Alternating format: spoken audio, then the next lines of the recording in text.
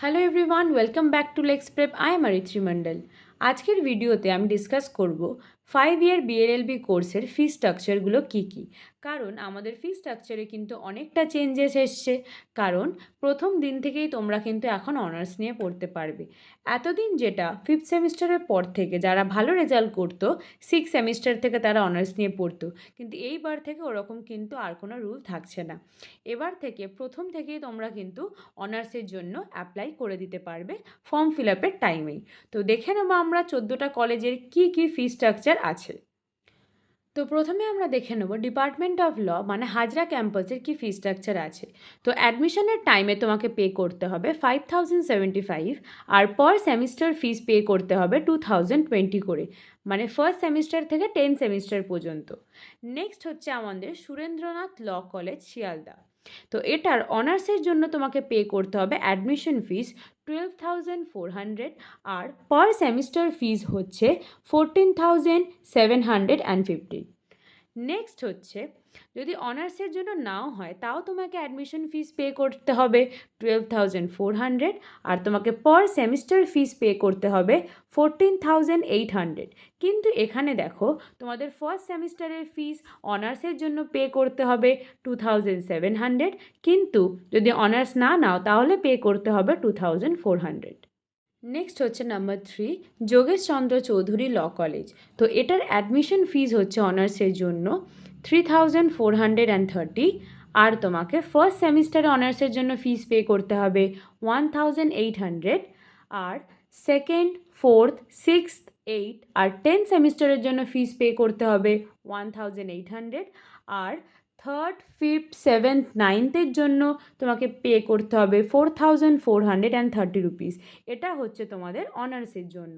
Next যদি তোমরা honours না নাও তাহলে তোমাদের অ্যাডমিশন ফিস পে করতে হবে 3,380, আর ফার্স্ট সেমিস্টারে ফিস পে করতে হবে 1,200, আর সেই জায়গাতেই তোমাকে সেকেন্ড, ফোর্থ, সিক্স, এইট, 10 সেমিস্টারে পে করতে হবে 1,200, আর থার্ড, ফিফথ, সেভেন, নাইন সেমিস্টারে পে করতে হবে তোমাকে 3,830 রুপিস। নেক্সট হচ্ছে number 4, south Calcutta law college. South Calcutta law কলেজের অ্যাডমিশন ফিজের অনার্সের জন্য হচ্ছে 14,405, আর তোমাদের ফার্স্ট সেমিস্টারের অনার্সের ফিজ হচ্ছে 1,800।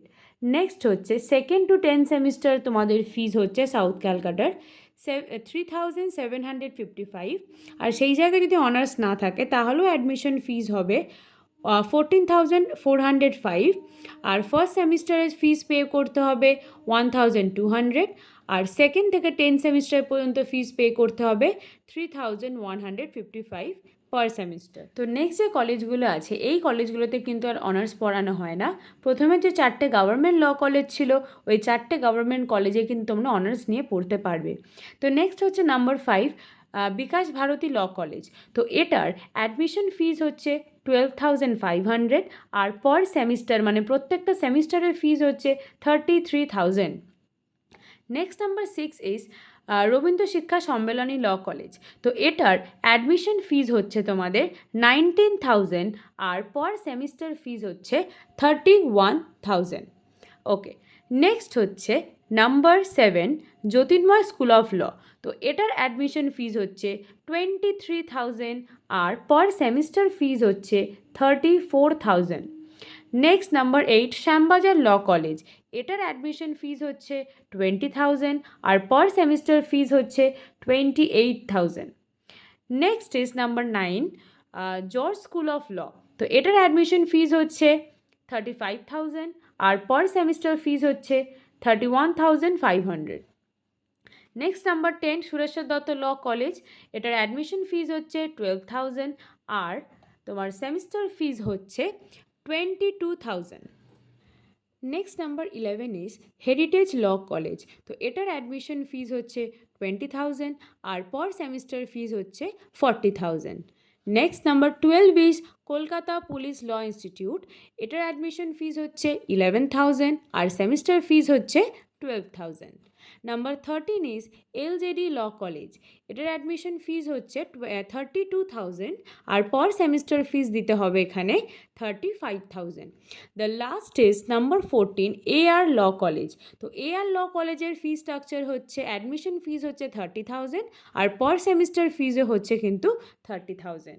তো এই ছিল তোমাদের পুরো 5 ইয়ার বিএলএলবির ফি স্ট্রাকচার, একদম ফার্স্ট সেমিস্টার থেকে 10 সেমিস্টার পর্যন্ত। So don't forget to like, share and subscribe our channel for more such CULT contents. Till then, stay tuned, stay updated. Thank you.